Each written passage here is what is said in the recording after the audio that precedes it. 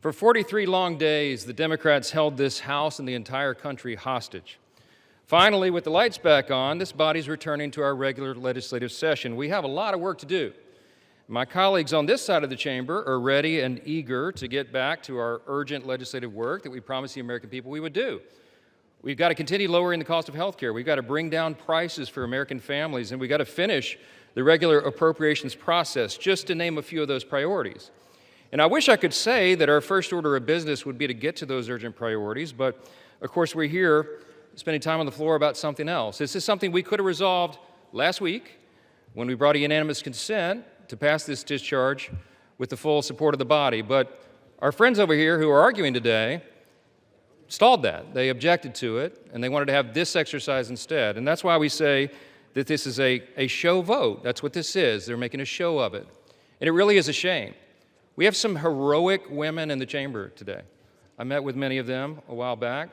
They're in the gallery here. They have come forward. They have shown their faces. They've used their names to share the unspeakable tragedies that many of them were subjected to, some of them when they were very young. And it is a heroic service to the country. They are seeking justice, and the justice has been delayed for too long. The Department of Justice, many years ago, should have brought these charges. It took too long to do it. And now we're in this process of making sure all the American people get the information, but we have to do it in the right way, After 4 years of Democrat control under President Biden, they were not truthful with us about a lot of things. The Democrats insisted the border was secure. We knew it wasn't. They insisted that inflation was transitory. We knew it wouldn't be. They misled the American people about the obvious mental and physical decline of the previous commander-in-chief. And now those same Democrats are demanding transparency. Suddenly, transparency is their new word. Out of nowhere, they've taken a curious concern in the Epstein investigation, all in the name of that, in the name of transparency. But the question has been asked here many times during the debate on the floor, and everybody questioning why it is that Democrats have done this right now have to look at the obvious facts.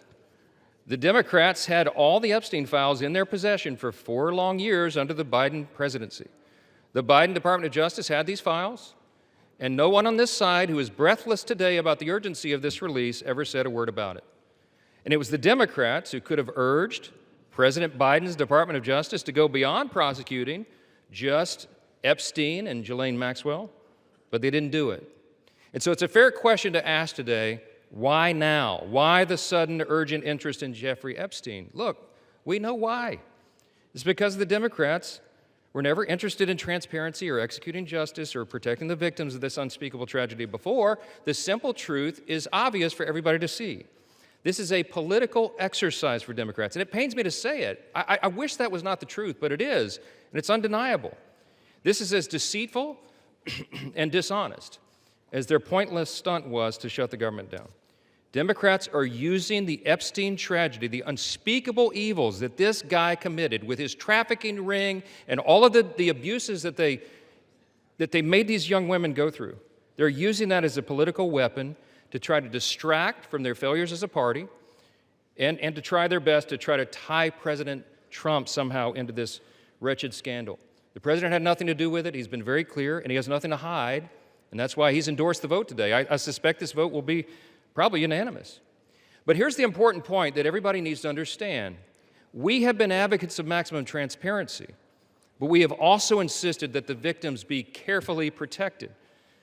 The Oversight Committee has been doing extraordinary work, and we've got some of the most vigorous advocates on the Republican and Democrat side on the Oversight Committee. They've been working in earnest to deliver transparency for the American people and to do it in a responsible manner. What do we mean by that?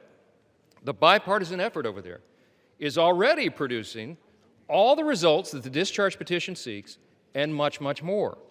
Chairman Comer and all of these advocates over there have been releasing thousands of documents, for example, from the Epstein estate. By the way, in my view, that's been the greatest treasure trove of information because it's yielded for us Epstein's own personal flight logs, his financial records, his daily calendars, and so much more. But importantly, none of that was addressed or is addressed in the legislation that's being voted on today. The estate files wouldn't even have been encompassed in that. And so it goes to show that the Oversight Committee is doing it from the right way. From the very beginning, we've been insistent that this matter be handled carefully and with the utmost caution and care for the people who have been harmed. They should not be made to suffer any longer. We're talking about real people's lives at stake here, and young victims who don't want to be dragged into this political game that could get hurt further. But the Democrats are rushing the release of thousands of unsubstantiated documents that may be included in this, that are going to be in the public domain with the passage of this bill. And there are serious deficiencies in the legislation that I have noted at length, and Republicans have to work to address those deficiencies in the Senate if and when this legislation is advanced.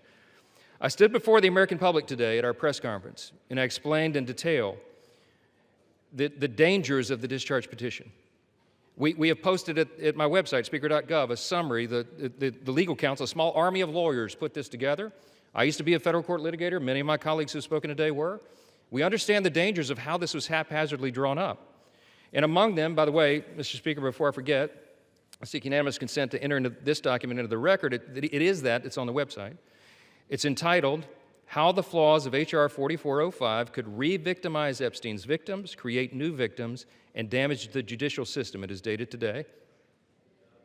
Thank you. And it summarizes just 5 or 6 of the major concerns. Among them, it fails to fully protect victim privacy. It could create new categories of victims. It potentially jeopardizes grand jury secrecy. It fails to prohibit release of child sexual abuse materials that are not appropriately defined in the legislation. It jeopardizes future federal investigations, and we have national security concerns regarding classified information. We'll put this in the record because we need the legislative record to reflect what is the legislative intent behind this vote. I used to litigate cases. We would litigate federal statutes and whether or not they could survive, and legislative intent is important, and we need to say clearly for the record, as a Speaker of the House, I'm saying to you, this legislation that will pass today is flawed and it must be amended. The question is, why didn't we amend it here before we passed it? Because the authors won't allow it. Because under the rules of the House, under a discharge petition, they have to agree to consent for the legislation to be amended, and they're not doing that. So now we rely upon our partners in the other chamber to get that done, and they need to do that. The victims deserve our utmost respect. In fact, they should be saluted for their courage. And the young women who have not come forward, who are now, some of them are middle-aged women who have not come forward, also deserve our respect, and they deserve to be protected.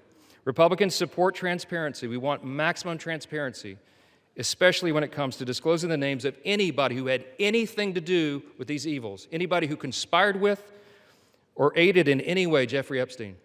They must be brought to justice.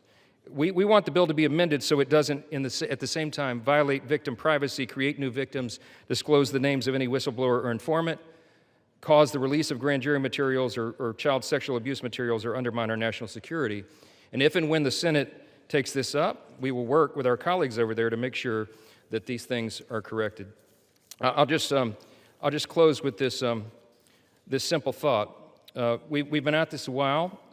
It's drug on for a while, but it's time for this to come to light. I expect that this will be a unanimous vote, and it will reflect what I think every member in this chamber, and I'll say this now, at least in recent days, every member of the chamber on the Democrat side, they didn't say anything for 4 years, but they're for maximum transparency now, and so is this side. But we want to do it in a respectful and careful manner so that we don't subject innocent people to further harm. And that has been the whole thing. I told all my members today I'll be voting yes on this, and I suspect almost everyone will. We'll send it to the Senate, and we hope it's corrected. Thank you for the time, Mr. Speaker, and I yield back. Subscribe to Oneindia and never miss an update. Download the Oneindia app now.